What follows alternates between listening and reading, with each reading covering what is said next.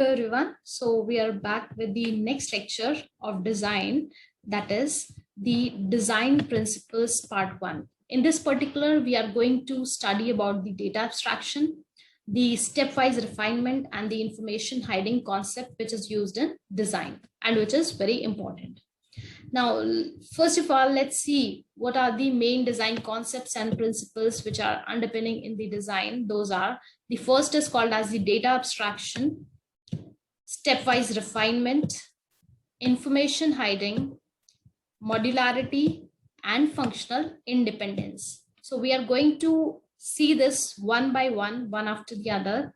And in this particular lecture, we are going to talk about these 3 principles and concepts, and we'll understand these 3.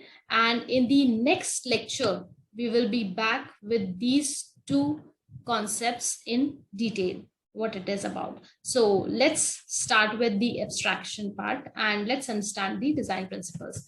First of all, the generic design principles we are going to talk about are, in fact, the design process and specifications should avoid tunnel vision. What does tunnel vision means? That means we should consider all and alternative perspectives for the design. We should not think only in one direction. So it should be in all directions. All the alternatives should be considered, and then we should reach to a single point. So we should not follow the tunnel vision that we are only looking for one alternative.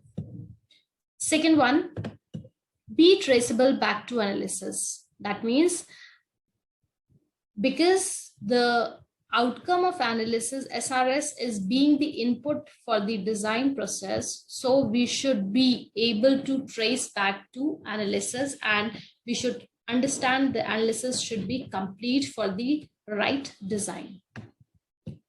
Not reinvent the wheel. That means we do not have to start from the scratch. We do not have to start from the scratch. We should work in the right direction.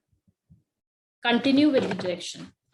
Next point is minimize the intellectual distance between the problem and the solution.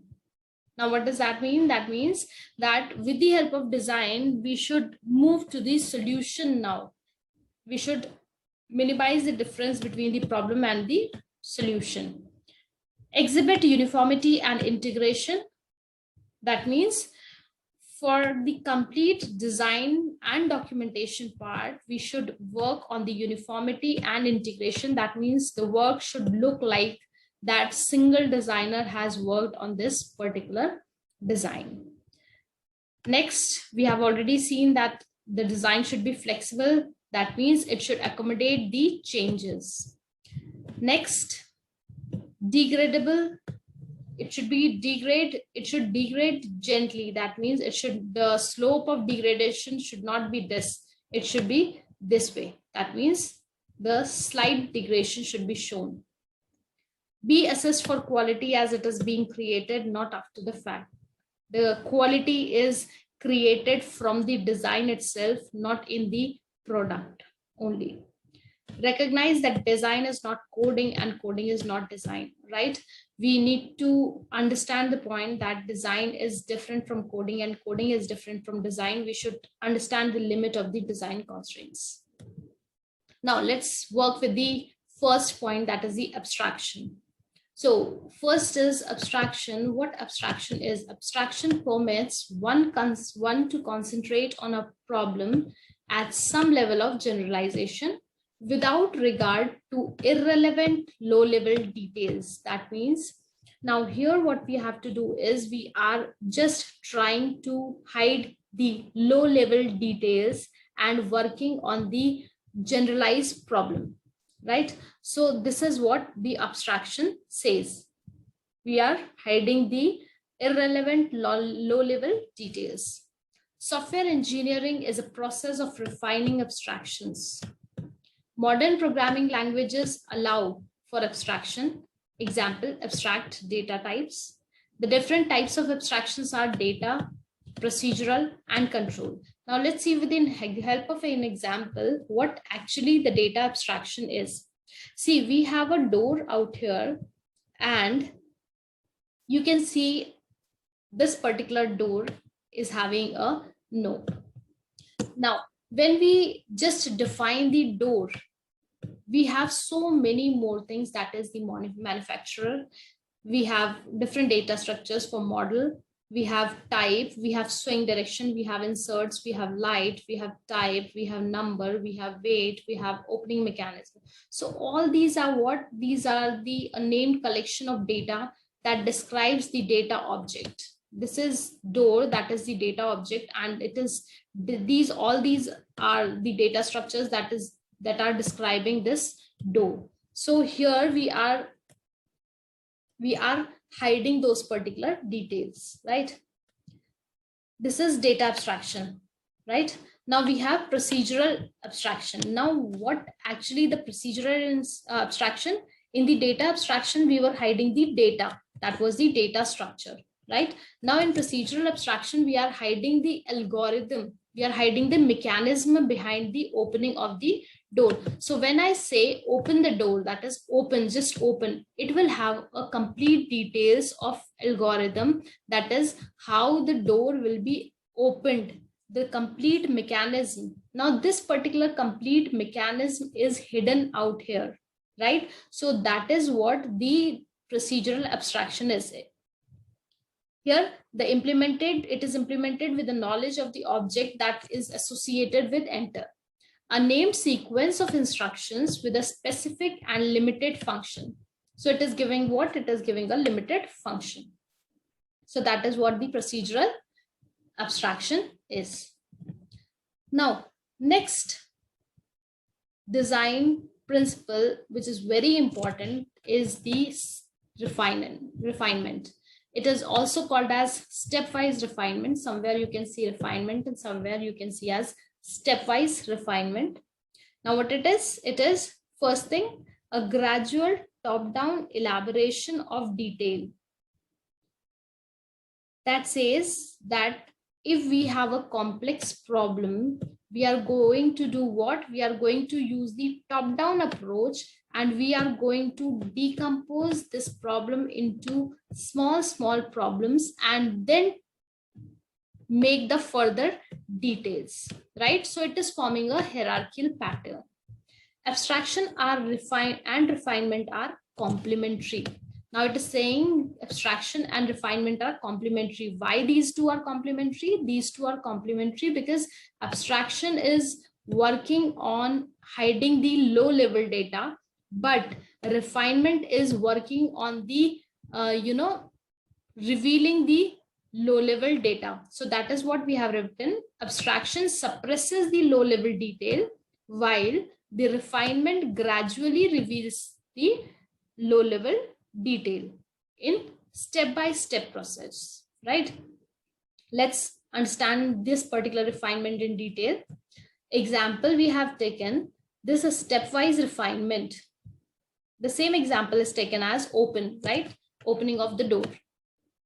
Okay, so there we have hidden the low level details. We were suppressing the low level details of how to, open the door. We are going to push the door. We are going to touch the knob. Then we are going to push it clockwise or anti-clockwise. We are going to turn the knob, and then we are going to open the door, and so many details. So what in the stepwise refinement, what we are going to do? See, the first thing is we have converted, or we have broken down it into 3 steps. The first step is walk to the door and reach to the door. Second step says open the door.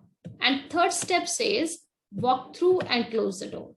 Now, this particular open the door is further having details is what? Repeat until door opens, turn knob clockwise, because the opening of door will take place when we turn the knob. If knob doesn't turn, then take key out, find correct key, insert in lock, and if pull or push the door, move out of the way, and repeat. So you can see what we are doing here. We have just one open mechanism, then we have defined it into 3 steps, and then one of the step is further divided into further details. So these are the low level details which were somewhere hidden, were suppressed in the data abstraction. We were suppressing these details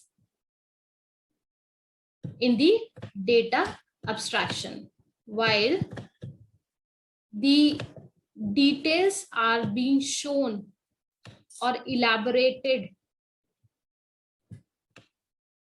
in the stepwise refinement. Elaborated in the stepwise refinement, right? And these are the low level data. So that is why we have already said that stepwise refinement and abstraction are both complementary to each other. The process of elaboration, this is proposed by Nicholas Wirth, that decomposes a high-level statement of function until low-level programming language statements are reached. With the help of this, what is easier for us, when we have, you can see this is like a pseudo code we have designed, and this can be converted into an algorithm and then converted with the help of a programming language. We can code it very easily, right? So stepwise refinement is very helpful when we are doing the coding part. Now, the third concept is the information hiding. Now, information hiding is again the data hiding. What we are doing, we are hiding the data. See, these are the clients. We have taken a module, controlled interface, and we have a, something here that is secret. This is a specific design decision which we have, and this may include the algorithm, the data structure, the details of the external interface, or the resource allocation policies. Information hiding is majorly used in object-oriented programming languages such as Java, C++. So this is the main characteristic of object-oriented programming languages. So what are the benefits of information hiding? The name as itself suggests that we are trying to hide the information or hide the details. We are hiding the details. A more accurate term would be detail hiding. Now see, I can give you an example with the help of which you can just recall what actually information hiding is, using of public and private specifiers in the C++. If we want to, if we have make any particular what do you call, a class, or a class we have made it as public, then that particular can be accessed anywhere, while if we have defined it as private specifier, that cannot be called anywhere, that will be private. So the data cannot be publicly used. So what are the benefits of information hiding? First of all, it leads to low coupling. This low coupling we'll understand in the term in the next lecture, right? It reduces the likelihood of side effects. We mean to say we'll see less errors. It limits the global impact of local design decisions. It emphasizes communication through controlled interfaces, which is very important. It discourages the use of global data. It results in higher quality of software. That is more beneficial for us. So these are the benefits of information hiding. And these are the three main, the design concept and principles which are being used. Those are, we have studied data abstraction, the stepwise refinement, the information hiding. The next lecture will be comprising of the modularity and the functional independence. So I hope you must have understood this particular part completely. Thank you very much.